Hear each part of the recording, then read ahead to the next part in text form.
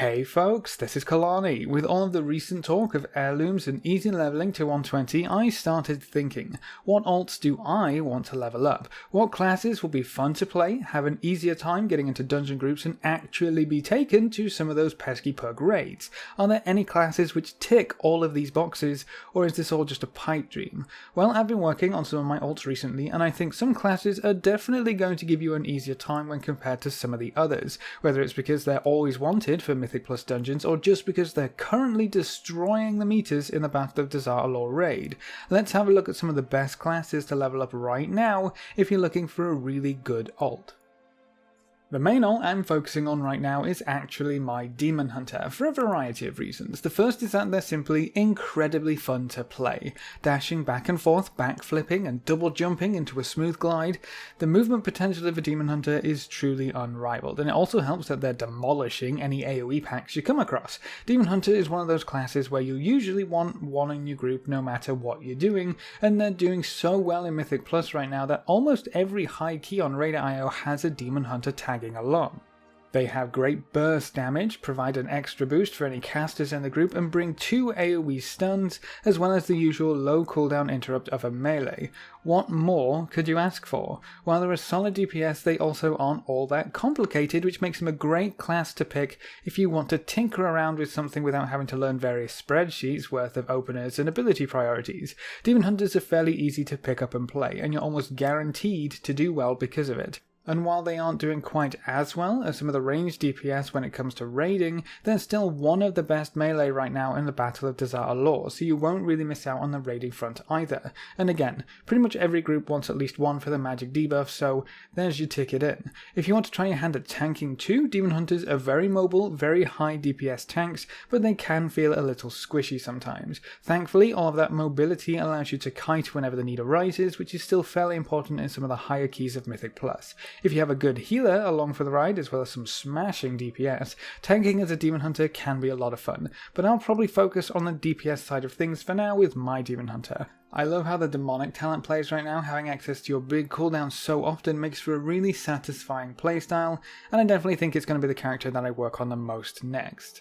Now, if Demon Hunter isn't quite up your alley, or if you like the idea of Demon Hunter but don't really fancy poking your toes into the tank role, a rogue might be just what you're looking for. I'm not really sure how rogues have managed to stay on top for so long at this point. Throughout Legion they were the gods thanks to their soaking capabilities, which hasn't really changed by the way, we just have less soaking mechanics to deal with now, but they're also dominating the DPS slots of Mythic Plus dungeons. So not only are you able to hack and slash your way through any number of monsters and come out on top, you also have a fairly safe raid spot, providing you know how to use Cloak of Shadows and Feint. They're right up there with the Demon Hunters in the current raid tier, so I wouldn't really worry about that, but if you ever wanted a class which gets picked up almost instantly for any dungeon group you sign up for, look no further. It's great that both Assassination and Outlaw Rogues do amazing damage in both single target and AoE situations, but a huge reason why rogues are often so wanted and required in Mythic Plus dungeons is because of their Shroud. Being able to so easily and efficiently skip over practically any pack in any dungeon is just way too powerful, and as long as rogues have Shroud, they'll be highly coveted for pushing Mythic Plus keys. It's as simple as that. So you have your slots locked in no matter what you want to do. That's cool, but Rogue is also pretty fun to play. I love the dynamic of Outlaw Rogue and how things can shift so quickly depending on the roll of the dice, and while it can feel frustrating when your luck isn't showing, there's nothing quite like rolling a 5 buff roll the bones and going ham on whatever you can see for the next minute or so. I don't think Rogues will be going anywhere anytime soon, so if you want a class that's going to be useful almost no matter what, Rogues are a pretty good candidate. They're fairly future-proof for now. Plus you can sneak around and stuff, so that's cool, and make some pretty awesome transmog sets because, let's be honest, there are some awesome leather sets out there. Speaking of leather, it might seem a little strange to continue this list with another leather wearer.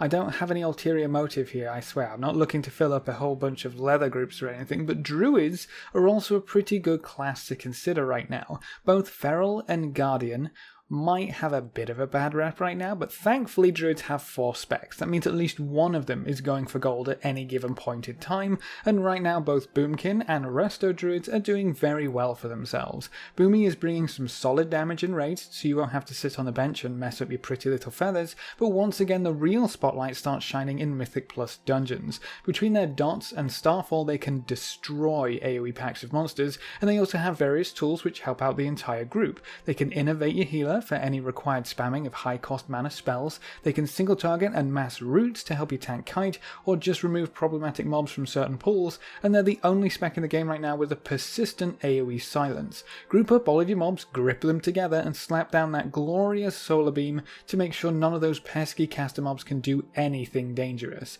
It's also really fun being able to run around and cast freely while you have a Starfall down, so if you enjoy that kind of thing, that's an extra tick for Boomy, though you do have to talent specifically for that, so you won't always have that option.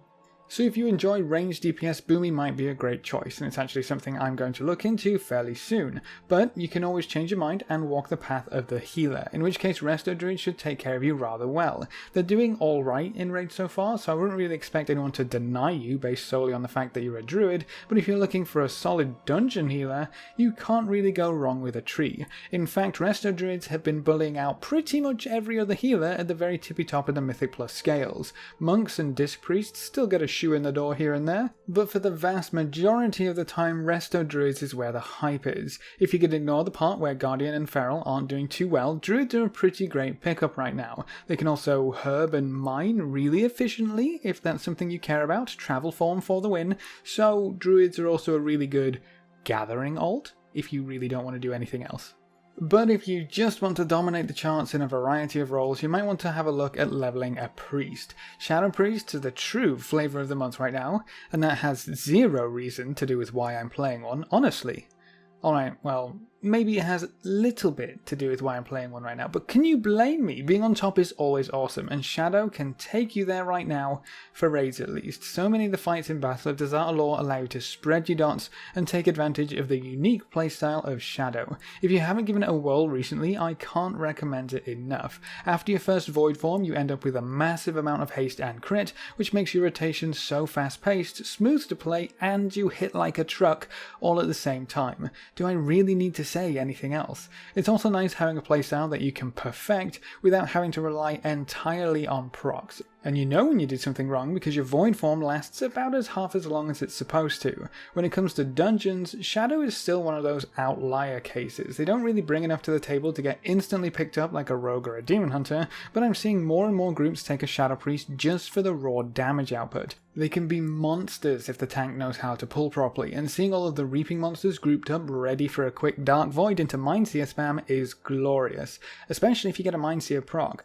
Both healing specs are also doing incredibly well for themselves in raid. Holy is one of the best healers in Desert Lore right now, with Disc Priest being incredibly valuable as well. Holy offers insane throughput and some of the best healing cooldowns in the game, while Disc has a huge damage reduction cooldown that is almost always undervalued. No matter which spec you decide to play, you shouldn't have too many issues getting into pug groups as a priest healer. When it comes to healing dungeons, things might get a little trickier depending on whether or not a Resto Druid is queuing up at the same time as you. Holy seems kind of underrated in Mythic Plus. It's one of those cases where it does perfectly fine, but the other classes just seem to do everything a little better. Disc Priest offers up a little more when it comes to Mythic Plus, being able to pump out a crazy amount of damage for a healer, while healing is always going to be valuable in an environment with just 5 players. Their damage mitigation and reduction is also super useful, and if you're running with a tank that can take care of themselves for the most part, you shouldn't really have any issues with healing.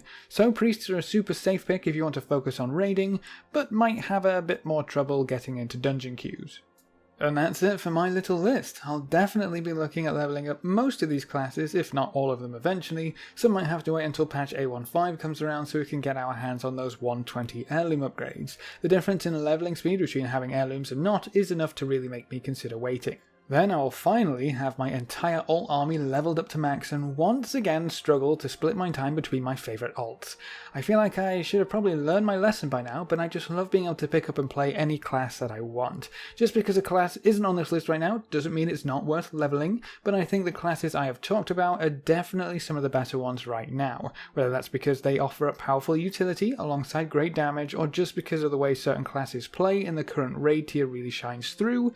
Either way you look at it, you'll probably have a smoother gearing path, especially if you're relying on joining poke groups with one of the classes in this video as opposed to anything else. Are there any classes that you think should be on this list that I missed? What do you think makes that class worth leveling up and playing as an alt? Leave all your thoughts in the comments section below. A big thank you to all of our supporters over on Patreon. You can see the names floating by on screen. If you want to join these lovely guys and gals, you can find a link in the description below. Remember to leave a like just below the video before you leave, and if you want to see more, make sure to subscribe. But apart from that, thanks for watching folks, good luck and have fun, and as always I will see you next time.